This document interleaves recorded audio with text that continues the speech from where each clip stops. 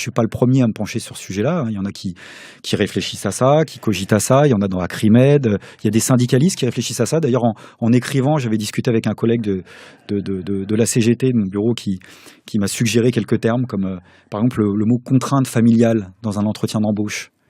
Quelles sont vos contraintes familiales ? C'est violent comme terme, contrainte familiale. Contrainte, oui, ça veut dire que... C'est une contrainte. Le fait ta de femme, vivre, c'est une contrainte. Voilà, d'avoir des enfants, c'est-à-dire la vie que tu as choisie, en dehors du temps de l'exploitation, c'est une contrainte. Et toi-même, tu reprends et tu reformules comme ça. Ma vie personnelle est une contrainte pour l'employeur. Et je l'assume en tant que tel. Et l'idéologie dominante passe par là. Enfin, Orwell l'avait vu avec 1984, la création des Neuf Blancs. Comment ça se fabrique ? Tu dis il y a des gens qui réfléchissent et qui fabriquent, ça fait un peu complot ton truc. Ouais, alors c'est pas le complot justement, c'est tellement plus évident que ça qu'en fait, c'est pour ça qu'il n'y a pas besoin de chercher derrière les murs qui traficotent quoi. C'est une réflexion qui se fait à ciel ouvert parce que dans le rapport de force entre les classes et dans le rapport de force politique, la classe dominante est en capacité de pouvoir dire bah oui, on va réfléchir à la terminologie, aux termes, au poids des mots. Aujourd'hui, on fait un point vocabulaire. Quand on est dirigeant, on doit être précis dans ce qu'on dit. Il y a des mots qui sont interdits, il y a des tics de vocabulaire, puis il y a des mots qui sont vraiment issus des manuels de management. Alors par exemple, en 2016, on ne dit pas mes salariés, mais on dit mes collaborateurs. Ça, c'est la base. On ne dit pas je vais vous donner des trucs impossibles à faire et vous allez vous battre pour un résultat totalement inconnu. Dans les années 90, on aurait dit un défi. Aujourd'hui, on dit un challenge. Ça passe mieux.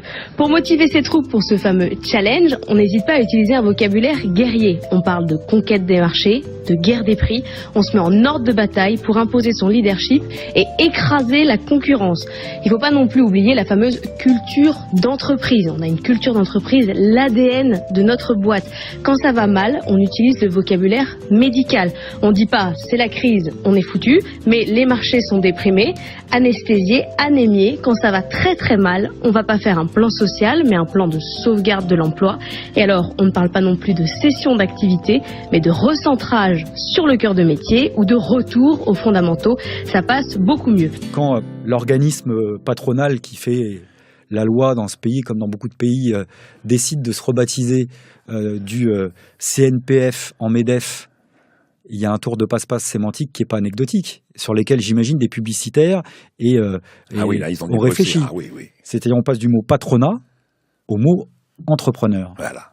Et c'est énorme, parce que patronat, malgré, je dirais, probablement contre leur propre regret, mais c'est chargé de sens. Il y a le poids de l'histoire. Ça sent l'exploitation. C'est pas très bon. Et puis le patronat, ça évoque aussi des pages sombres de l'histoire. Donc, faut passer à autre chose, quelque chose de plus dynamique. Et on nous dit le mot entreprise, le mot entrepreneur, qui est plus qu'un tour de passe-passe d'ailleurs, parce que qui est une vraie opération idéologique dans le sens où, en plus d'adoucir les termes, d'extraire l'exploitation et de le renvoyer le plus loin possible, on fait un espèce d'écran de fumée. Je crois que c'est Bourdieu qui parlait de mot écran, mais je crois qu'on est vraiment là-dedans. L'entrepreneur, tu vas mettre à pied d'égalité l'artisan commerçant, ou celui qui a 2-3 salariés, à pied d'égalité avec le riche le mec du dirigeant 40, d'une multinationale. Ils sont tous entrepreneurs. C'est extraordinaire. J'ai géré il y a une trentaine d'années une boîte de 40 personnes. Je peux vous dire que c'était l'enfer. Et quand je vois les adhérents qui sont en général des toutes petites entreprises, vous savez, essayez de créer une entreprise un jour. Moi, je demande à chaque fois, les gens qui ne croient pas, je leur dis, écoutez, monsieur le député, monsieur le ministre, madame la journaliste, créez votre entreprise. Essayez de créer 1 emploi ou 2 emplois du secteur privé.